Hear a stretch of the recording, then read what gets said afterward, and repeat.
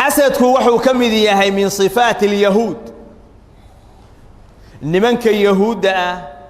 تلمامها هي صفات كالغو يقانو كمدي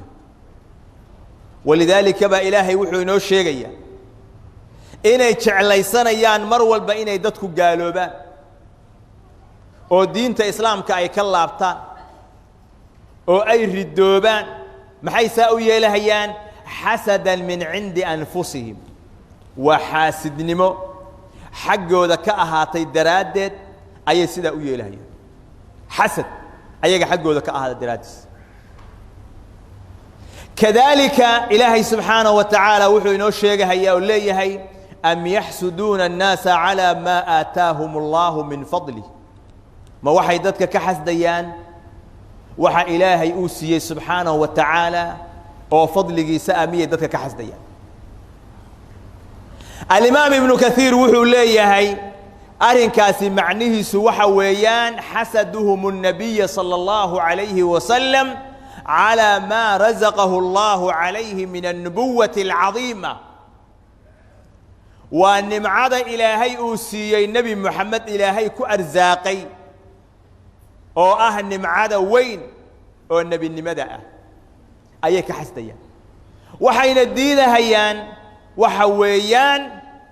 إن إلهي سبحانه وتعالى كصو صاري النبي عرب إلهي كصو صاري ووحي لي محو النقوم ويرد بني إسرائيل وحسد أي حسد هيان حسدك سيدو كلا من صفات المنافقين ذاتك المنافقين تأتي المامه دا أيو كميدي هي إلهي وحو إنو الشيغة هيا هادين برواق هادين نباتا أينو قد عضو ويكفر حيا هادان نمعاه لنا وحويان قول إيا مسلمين تو أي قاران ويكحو مانيا هادي وحويان إن تمسسكم حسنة تسؤهم وإن تصبكم سيئة يفرحوا بها هدي وحويان مسلمين تا أي شبان ويكون فرحيا هذي مسلمين تو وحويان أي جوليستان وبرواقية إلهي خير أوسينا وحويان ويكحمانيا أو ويكنحيا ومن صفات المنافقين حسدك وحو كمديا هي من أسباب هلاك الأمم وحيالها أمدها هلاقه أيو كمديا هي والنبي يقول صلى الله عليه وسلم سيصيب أمتي داء الأمم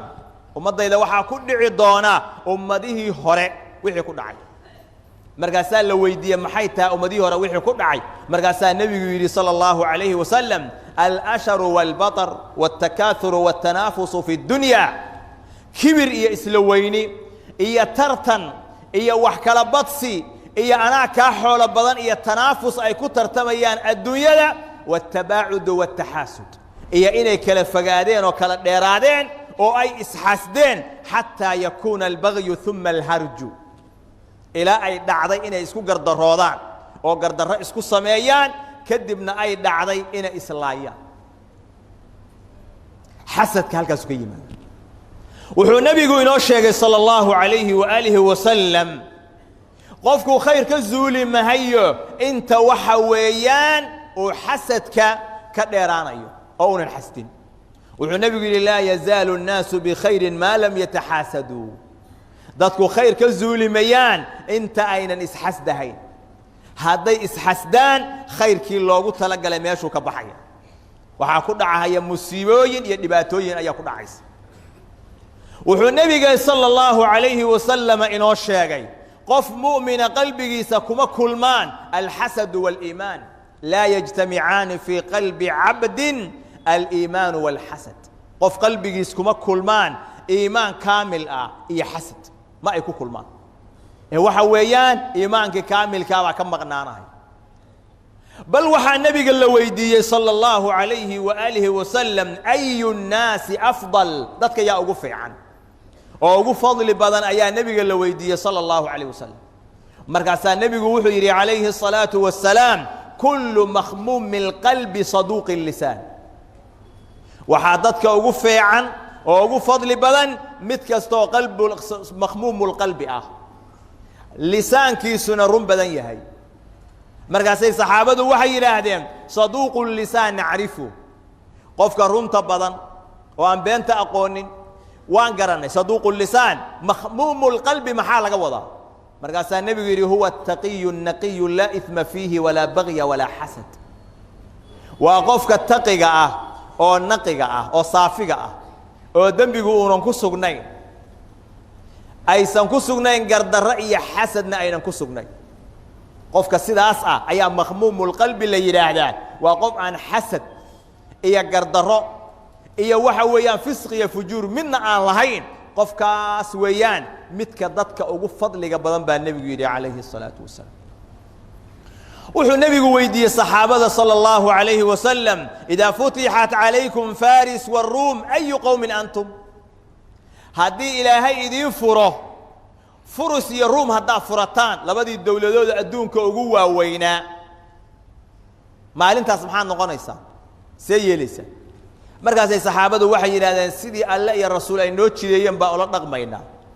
oo hantidaas iyo maalkaas iyo adduunyadaas waxaan marsiinaynaa wadadii ilaahay uu amray subhanahu wa ta'ala markaasaa nabiga aw ghayra dalika intaas waxaan ahayn ma garanaysaa taas waxaan ahayn oo sameeynaysan baa jirtay dhageysta tatanafasuuna thumma tatahasadun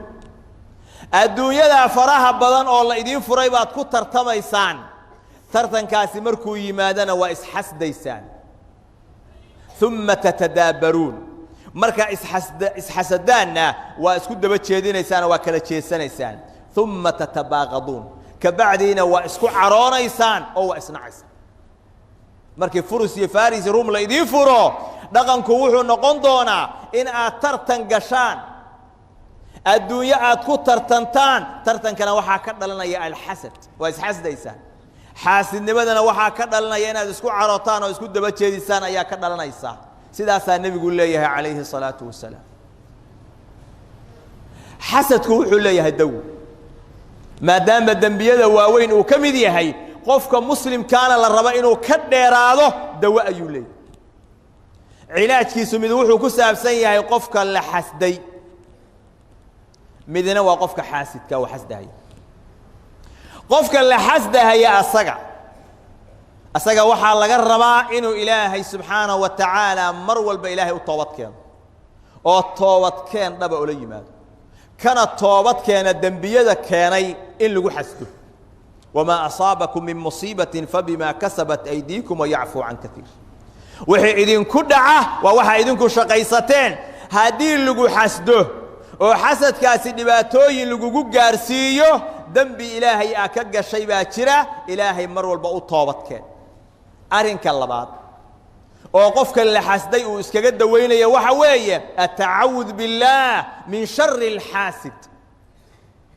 inuu qofku ilaahay ka magan galo qofka xaasidka ashartiisa wa min sharri hasidin idha hasad waxaan magan galayaa ilaahay waxaan ka magan galayaa midka xaasidka حسدكيس مركا قفكو مرول بإلهي إنه كم مغنقله ولذلك با إلهي سبحانه وتعالى إنه تشديي على لسان نبيه إنه آخرنا الصورة ذهان معوذات كاللي يرادو ووحويان إلهي اللي قم مغنقله هيو الصباح دي إيا قلبتي إيا صلاة كستقدال كده إيا قفكو مركو سيحانا إيو انت بينو آخرين صورة ذهان صورة آخرين oo ilaahay subhanahu wa ta'ala uu talagalay inay u noqdaan qofkaas inay xijaab uga noqdaan xasadka iyo sharta oo dhanbaba arinka saddexaad oo sameeynaya waxa weeye at-tawakkul ala Allah qofkaas xasdaya iyo xaasidnimada lagu hayo inuunan milicsan ilaahay uu tala saarto ilaahay subhanahu wa ta'ala wuxuu leeyahay waman yatawakkal ala Allah fa huwa hasbuh qofka ilaahay tala saarta ilaahay baa kaafigiisa oo ku filan إلهي بقى كتر سارنيس أرينك كلو لجود دوية وحاكميد صدقة قفكو إنه بتصده قفك اللي حسده يا صدقة إنه بحيه أو وحويان صدقة حجاب بيقولنا قنيسة وحي أقولنا قنيسة وحويان كوا حسده يقعدن بلايا يا شرط أي ملاجا يام بيقولنا قنيسة حجاب أرينك شنادي وحويان إطفاء النار الحاسد بالإحسان إليه dadka wax sameyn karaana way yarta qofka ku xasdaya cadaawada uu hurinahayo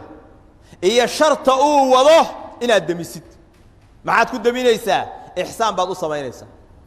kii xaasidka kugu ahaa ayaa waxa weeyaan ixsaan u samaynaysa markaa wax siisid kii xaasidka kugu ahaa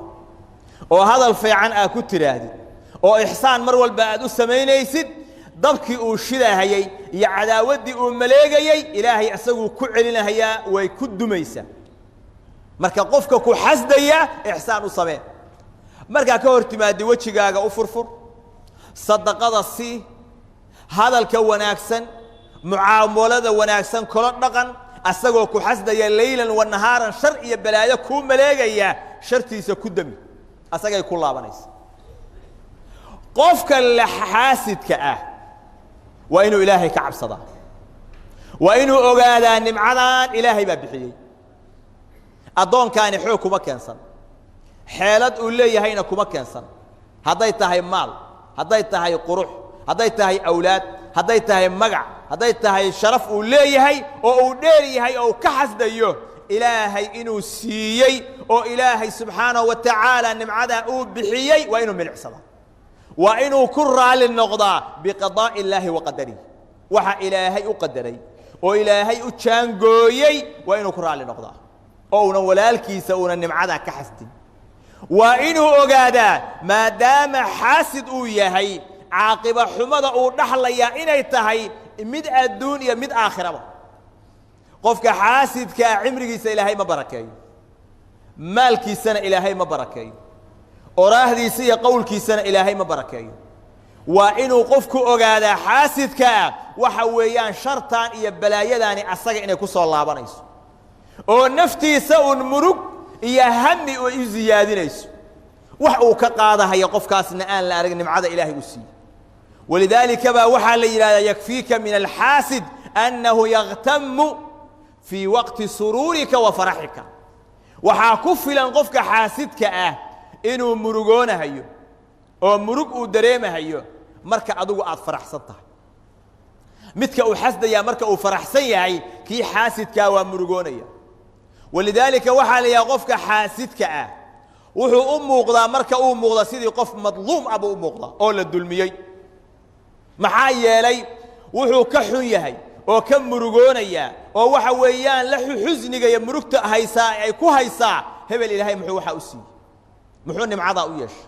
muxuu kaaga fiicnaaday murug baa iska haysa marka sidii qof madluuma ayuu u muuqdaa asagaana daalim ah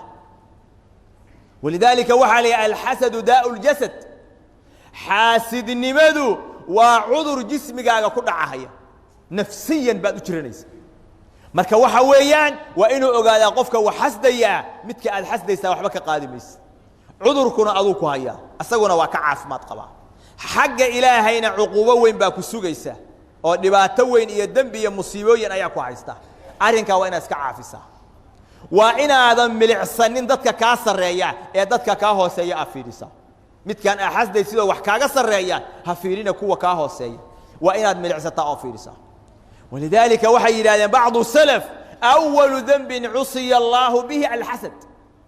dembigii ugu horreeyo ilaahay lagu caasiyey xagga samada xasad buu ahaa waana ibliis oo xasday aadam oo diiday inuu u sujuudo wa awalu dembin cusiya allaahu bihi fi lardi alxasad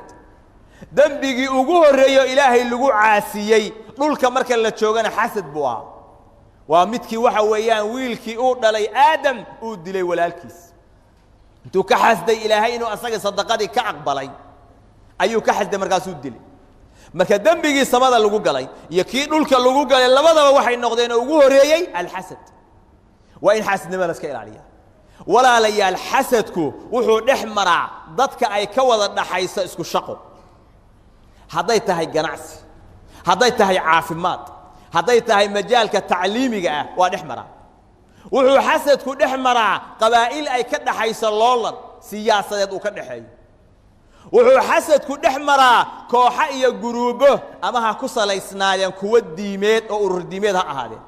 ama ha ku salaysnaadeen kuwa siyaasad ah waxa weeyaan oo tanaafuska uu ka dhexeeya ayaguna waa isxasdaan wuxuu xasadku gaaraa in laba wada dhalatay ay isxasdaan oo ay isdilaan wuxuu xasadku gaaraa laba la isla qabo inay isxasdaan oo sun isku qooshaan ayuu gaaraa waa musiibo khatar ah oo cadiim ah oo waxa weeyaan aad iyo aad u weyn weeye khatar lana rabo qofka muslimka ah inuu ka dheeraado waana fahamtay macnihiisa oo markaa jeclaatid nimcada ilaahay inuu hebel ka qaado ama adiga ha kugu soo wareegta nimcadaas ama asaga inta ilaahay ka qaadayna kugu soo wareegina isku mid aad ahaataan mar haddaa sidaa aad tamaninaysid xaasid baa tahay aathim dambaabay baa tahay dambi baana kugu socday ilaahay subxaanahu wa tacaala uga toobadkeen weliba dadka ganacsatada ah oo ganacsiga uu ka dhaxeeyo waa inay ilaahay ka baqaan aad iyo aad bay isku xasdaan bal qaarkood inay isdilaan bay ku didaalaan qaarkood inay is sumeeyaan bay ku didaalaan qaarkood habeen iyo maalin dacaayad bay iska faafiyaan waxa qofkaasi uu keenay buu dacaayad ka faafinaya maalin walba waxaa taagan tanaafus aan dhammaanahayn oo u dhexeeya dadka ganacsatada ah kuwa caafimaadka ka shaqeeya kuwa waxbarashada iyo jaamacadaha iyo iskuullada ka shaqeeya kulligood tanaafusku waa ka dhexeeya nebiguna wuxuu yidhi tatanaafasuun uma tataxaasaduun marka hore tartan baad gelaysaan waa tartamaysaan kabacdiina waa isxasdaysaan halkaasaa xasadku ka imaanaya ilaahay subxaanahu wa tacaala quluubteena allah ka saaro